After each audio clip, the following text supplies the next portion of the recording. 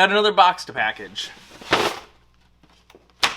While I'm packaging this up, I also had some other random thoughts and ideas for Everybite.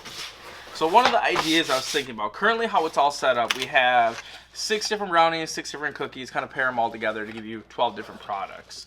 We've had a lot of really good compliments on the brownies in particular. So one of the things that I was thinking about doing was have the option to do a brownie only or a cookie only box.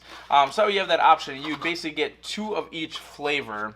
And I think doing a brownie only box or a cookie only boxes, those are done. Those are overdone all the time. But I think if we do a brownie only box, I think that'll be a little more unique. There are some out there, but not as many as the cookies. So I think it'll give another unique option. But our brownies are just delicious. So everyone's going to want those. This is what it's like to be an entrepreneur.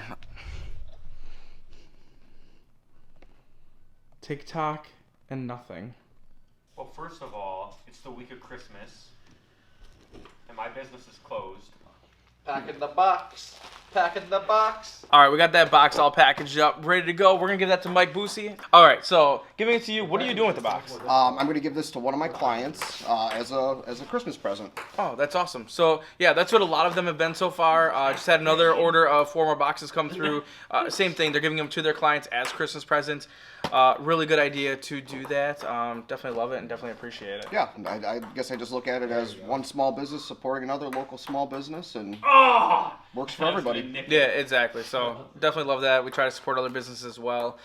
He does a lot of the plowing. He does the lawnscaping or lawn care at our warehouse where we just showed you yesterday.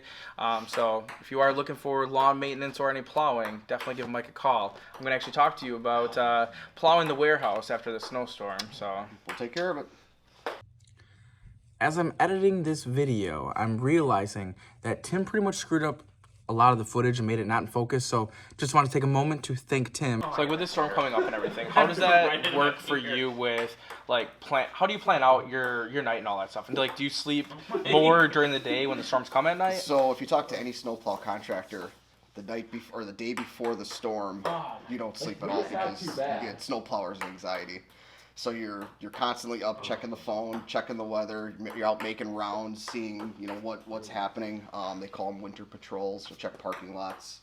I take it a step farther where I have my own personal meteorologist that I pay for, so I get up to the minute weather of what's happening. We'll go out, we'll take ground temperature readings of all the parking lots so we know which chemicals to apply for snow and ice control. You don't just throw salt down? We use 4 different kinds of salt. We use regular rock salt, calcium chloride, magnesium chloride, and then we use liquid brine. How do you keep them all on your truck and everything? So right now I've got rock salt, calcium chloride, and a product called Thunder, which is magnesium chloride and calcium chloride mixed together. It's in one bag. So depending on what the road temperature is, different products work at different temperatures. Did you want to do that again? Howdy. No, go ahead and start. All right, so I got that box delivered. I want to kind of jump in and answer some questions that I think are pretty common for, I don't know, people that are kind of thinking about getting into business. First one being like, what is the hardest part about being a business owner? It's a good question. So for me, I think there's a few different things. I think one of the biggest ones that I struggle with, and part of it's like my ADHD being all over the place, is self-discipline and sometimes self-motivation. Those are some things that I tend to struggle with. For sure. I don't know if you struggle with that, depending on the time No, of the mine would year. probably be procrastination. Oh, that's a good one. That's when I need to get things done, I can easily motivate and be disciplined to make sure that my work gets done. I don't see procrastination with you. Yeah. Really? I procrastinate I feel like a little bit. I mean, I'm not always procrastinating, but if I had a weakness, I would say that it's probably procrastinating. Interesting. I wouldn't think that with you. The other challenge as a business owner, and I don't know if you necessarily see it as much since you primarily have independent contractors, but for me, I mean, during the summer we were up to about 50 employees. Now that it's winter, we're down to like 35-ish employees, but just bearing that responsibility of knowing like you need to make sure that you hit payroll every single paycheck because there's so many people out there that are relying essentially on that money to pay their bills, to pay for their house, to pay for their cars, to pay for whatever it is. That's just a huge bearing that business owners, entrepreneurs, that they take on. And obviously it's part of business, but I think can be a huge stressor for people. Anything else, I guess, that you think are big struggles for entrepreneurs? No, those are probably the biggest, right? Like you said, either some variation of motivation and discipline, right? Like I see that in some entrepreneurs struggling. Procrastination can really be a thing.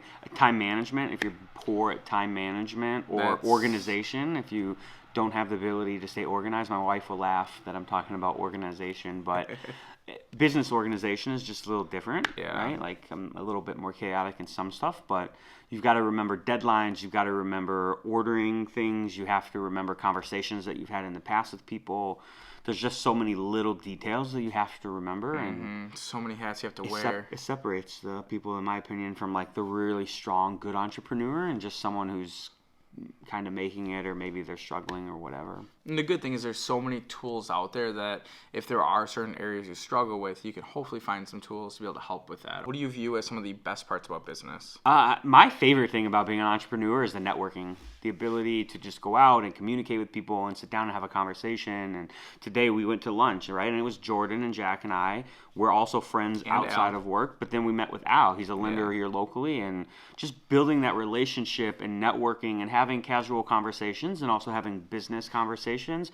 I like that the most. And obviously the flexibility and freedoms too, right? Like a slow day, I want to go golf, I'm going to go golf. I don't have a boss that I have to ask or pretend to sit there behind my computer desk being busy work. Like, that's stupid. The freedom one is interesting because I always call it perceived freedom, because like we do get the freedom to do what we want when we want within a certain parameters. Obviously with our businesses we have certain things, like if you have a closing coming up, you still have to go to that closing. Like you can't just say that day that you're gonna go do something else. And when we go on vacations, you tend to try to do work or have work to do while you're still on vacation.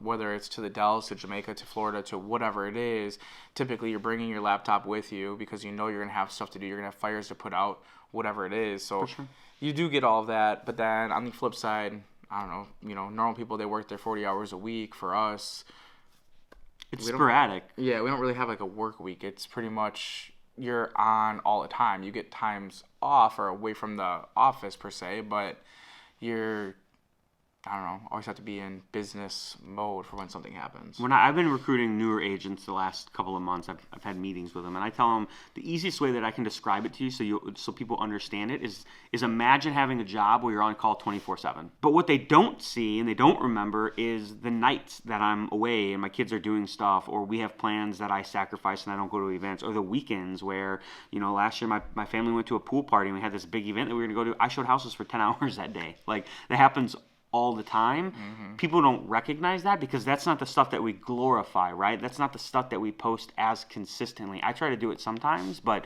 they see me having fun, they see me golfing, they see me networking, they see me branding, they see the fun aspects. They don't see the sacrifice. They don't see the things that you have to go through as a business owner. They don't see me going to the Dells and having a vacation and working. They just see, hey, Tim went to the Dells. He's having a good time. He's going to go to Disneyland in February, but I'm going to be taking work calls. I'm going to be writing offers if I have to. I'm going to be sacrificing personal time to do business while I'm still going out. And a lot of other people don't have that problem, right? You work your 9 to 5 or you have a different type of job.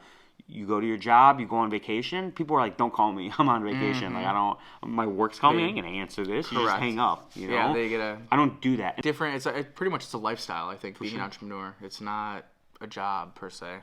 I think that would be one complaint that I have about social media when it comes to small businesses, is that a lot of times as a business owner, we're constantly posting the positive stuff, the fun stuff, not the negative, because that's what we want. We want portrayed. But on the flip side, it's like a double-edged sword. On the flip side, it hurts us because they're like, oh, well, you're always doing fun things. You're doing that. I thought you were too busy for my business. I've had that a little bit in the last 12 months, and I never had it before. So for me, it's a little bit of a learning curve and a frustration point that I'm trying to iron out my business. Like, no, I'm still a small business. I need your business. That's how I pay my bills. That's how I take care of my children, how they get to play sports. What's it like being Realtor of the Year? Pretty good.